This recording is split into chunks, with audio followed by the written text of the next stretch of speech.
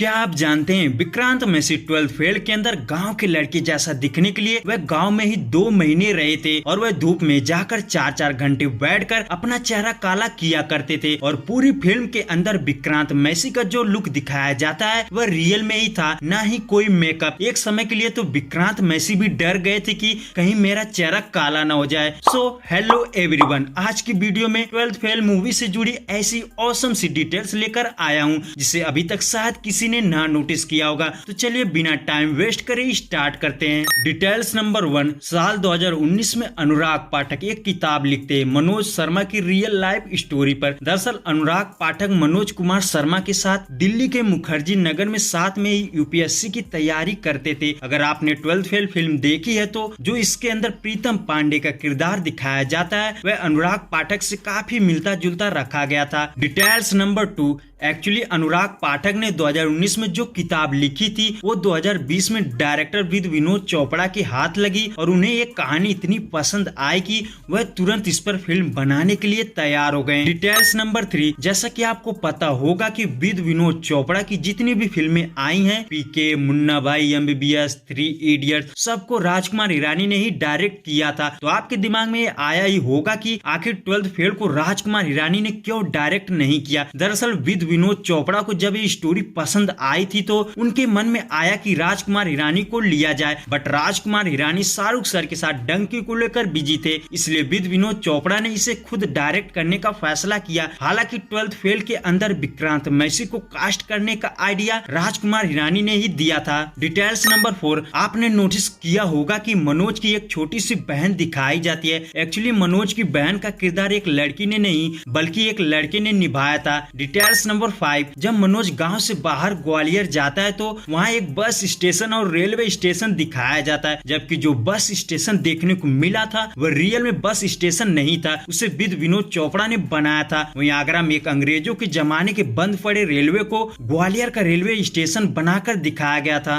Details number 6, 12th fail के अंदर गौरी भैया को तो आप जानते ही होंगे, लेकिन सवाल ये है कि क्या मनोज शर्मा के रियल लाइफ में गौरी भैया जैसा कोई था? तो इसका जवाब है नहीं। दरअसल विनोद चोपड़ा ने गौरी भैया का किरदार फिक्शनल रखा था जो कि मनोज शर्मा के रियल लाइफ में एग्जिस्ट ही नहीं करता है। बट हाँ, मुखर्जी नगर में ऐसे ना जाने कितने लोग हैं जिनका सिलेक्शन ना होने की वजह से वह स्टूडेंट्स को गाइडेंस दिया करते हैं। ऐसा एक कैरेक्टर हमें एक्सपीरियंस के अंदर भी देखने को मिला था, संदीप भैया वाला। डिटेल्स नंबर 7, आपने विकास दिव्यकीर्ति सर को नोटिस किया ही होगा, जहाँ पर मनोज शर्मा, श्रद्धा जोशी और प्रीतम पांडे कोचिंग कर रहे होते हैं। फैक्ट वाली बात यह है कि विकास सर के जितने भी सीन रखे गए थे सब विकास सर ने खुद लिखा था, क्या बोलना है, कैसे पढ़ाना है, और जितने भी स्टूडेंट्स देखने को मिलते हैं सब रियल में यूपीएससी के ही स्टूडेंट्स थे। हालांकि विकास सर ने 12th फेल में काम करने के लिए कोई पैसा नहीं लिया था, केवल शगुन के तौर पर 101 रुपए विनोद चोपड़ा से लिए थे। डिटेल्स नंबर 8, इस सीन में जब श्रद्धा एक गाना सुना रही होती है तो आप नोटिस करेंगे यहाँ पर हमें रियल में मनोज शर्मा और उनकी वाइफ श्रद्धा बैठे नजर आए थे,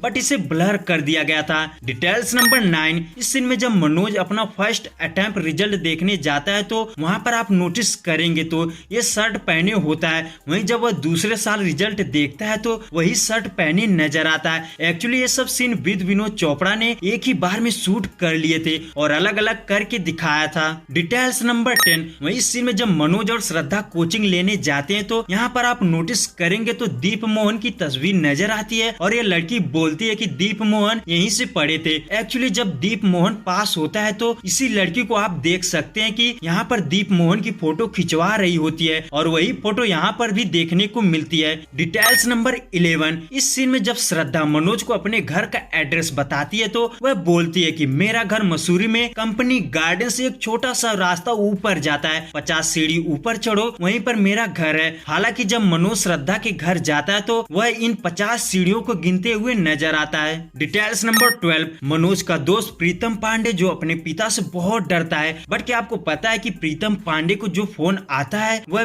विनोद चोपड़ा ही करते थे, या ऐसा कह भी सकते हैं कि प्रीतम पांडे के पिता का किरदार विनोद चोपड़ा ने ही निभाया था। डिटेल्स नंबर 13, इस सीन में श्रद्धा जब मनोज से पूछती है तुम यहीं पर पढ़ते हो तो मनोज बताता है कि मैं कल ही पढ़ रहा था कि अब्दुल कलाम स्ट्रीट लैम्प के नीचे पढ़ते थे। और वहीं एक सीन में देखने को मिलता है कि जब मुखर्जी नगर की लाइट चली जाती है तो वह स्ट्रीट लैंप के नीचे पड़ता दिखाई देता है। डायरेक्टर की सोच को मानना पड़ेगा, इसमें हर एक छोटी से छोटी चीजों पर बहुत ही बारीकी से ध्यान दिया गया है। Details number 14। अच्छा, आपने यहाँ पर नोटिस किया जब मनोज शर्मा मेंस का पेपर देकर बाहर आता है तो वह टूरिज्म की जगह टेररिज्म पर ऐसे लिखकर आ जाता है, जबकि कोचिंग में विकास सर एक ऐसे लिखने को बोले थे तो वो यही टॉपिक होता है, टेररिज्म, और इसलिए मनोज शर्मा को ये टॉपिक बहुत ही अच्छे से याद था, इसलिए वह जल्दबाजी में टूरिज्म की जगह टेररिज्म पढ़ता है। Details number 15। 12th फेल के अंदर आपको एक लोक सेवा आयोग देखने को मिलता है जहाँ पर मनोज शर्मा का इंटरव्यू का सीन दिखाया जाता है। दरअसल वह असल में रियल लोक सेवा आयोग नहीं था, लोक सेवा आयोग का एक अलग से सेट बनाया गया था जो एकदम रियल दिखता है, जबकि विनोद चोपड़ा रियल लोकेशन पर शूट करना चाहते थे